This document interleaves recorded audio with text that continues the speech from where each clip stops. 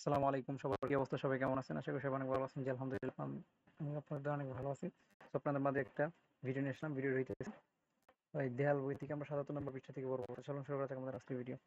ফতিকনগর হুজুর খানার অদ্ভুত কাতল, বিশেষ সংবাদ পীড়িত। ফতিকনগর হুজুরখানার এক এক মণ ৩ সের ওজনের এক দৈত্যকৃত কাতল মাছ ধরা পড়েছে। এমন বিষাক্ত কাতল স্মরণাতীতকালে কেউ দেখেছে এমন নজির নাই।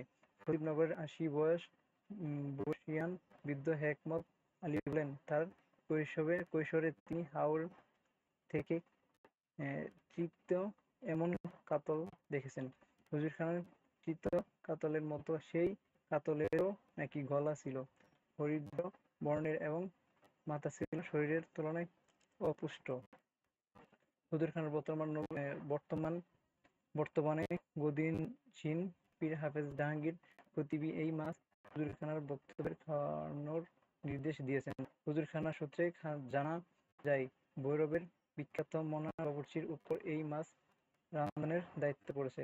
অদ্য বৃহস্পতিবার নৈশভোজ হুজুরখানার তরফ থেকে ভক্তদের জন্য মাছ ভাত এবং মাসকলাইয়ের ডাল আয়োজন করা হয়েছে।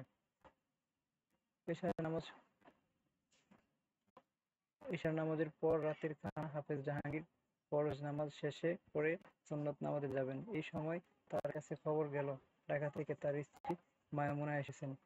তিনি একা, তার সঙ্গে কেউ নেই। হাফেজ জাহাঙ্গীর বললেন, সুবহানাল্লাহ, আলহামদুলিল্লাহ। তিনি কষ্ট সুন্নত নামাজ শেষ করলেন। তার ছুটে যেতে ইচ্ছা করছে, ইচ্ছা করলে তা সম্ভব না। আল্লাহ পাক মায়মুনাকে প্রস্তুত করেছেন, তার দরবারে শুকরিয়া আদায় করতে হবে, শুকরানা নামাজ পড়তে হবে। কোনো কিছুতেই তাড়াহুড়া করা যাবে না। আল্লাহ পাক মানব সমাজের তাড়াহুড়া পছন্দ করেন না বলেই পবিত্র কোরআন শরীফে বিরক্ত হয়ে বলেছেন, হে মানব সমাজ, তোমাদের বড়ই তাড়াহুড়া। অবন্তীর কাছে মনে হচ্ছে পৃথিবীর এমন কিছু জায়গা অবশ্যই আছে যা কখনো বদলাবে না। ফতিকনগর হুজুরখানা তার একটি সব আগের মতো, এমনকি গন্ধ আগের মতো। মনে হচ্ছে কারো বয়সও বাড়েনি। সালাম তাকে দেখে কিছুক্ষণ কান্নাকাটি করে অবন্তীর গোসল নিয়ে ব্যস্ত হয়ে পড়ল। হুজুরখানার নিয়ম হলো বাইরে থেকে আসা কোনো মহিলা হুজুরখানার জেনানাম হলে ঢোকার আগে সিনান করবে। পাক পবিত্র হয়ে আল্লাহ পাকের ৯৯ নাম জপ করে জেনা নাম হলে ঢুকবে। এতে মহিলাদের সঙ্গে আসা দুষ্ট জিন জেনা না হলে ঢুকতে পারবে না। অতি অল্প সময়ে সালমা হুজুরখানা যাবতীয় খবর দিয়ে ফেলল। তার গল্পের বড় অংশ জুড়েই রইল দৈত্যকৃত কাতল মাছ। সালমা বলল, মাছ মনে হয় স্বাদ হবে, বেশি বড় মাছ স্বাদ হয় না, তা ছাড়া মানুষের নজর লাগে। অবন্তী বলল, মাছ স্বাদ হোক বা না হোক, আমি মাছ খাবো না, আমি মাছ খাই না, গন্ধ লাগে। সালমা বলল, হুজুর হাফেজ জাহাঙ্গীরও আপনার মতো মাছ খান না। উনি মাছ খান না অন্য কারণে। কি কারণ? আমাদের নবীজি মাছ খেতেন না, এই জন্যই হাফেজ সাহেবও মাছ খান না।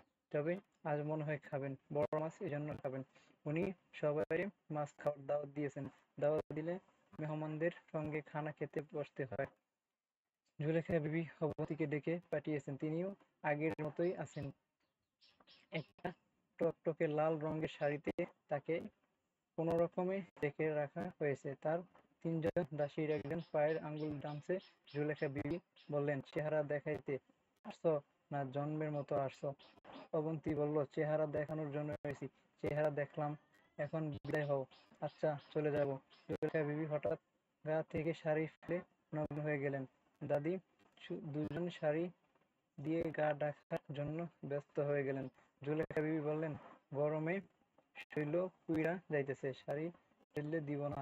আর যে মেয়ে নিজের স্বামী ছাইড়া অন্য বাস করে সেই পশুর সমান, পশুর সামনে কোনো লজ্জা নাই। এখন বুঝেছ? মেহমানরা সবাই দস্তরখানা বিছিয়ে বসেছেন, কিছুক্ষণের মধ্যেই খানা দেওয়া হবে। হাফেজ জাহাঙ্গীরের জন্য অপেক্ষা। তিনি হুজুরখানায় একা বসে আছেন, বিশেষ কোনো নামাজ বসেছেন। বিশেষ নামাজ সময়ে বাতি নেবানো থাকে এবং তিনি থাকেন একা।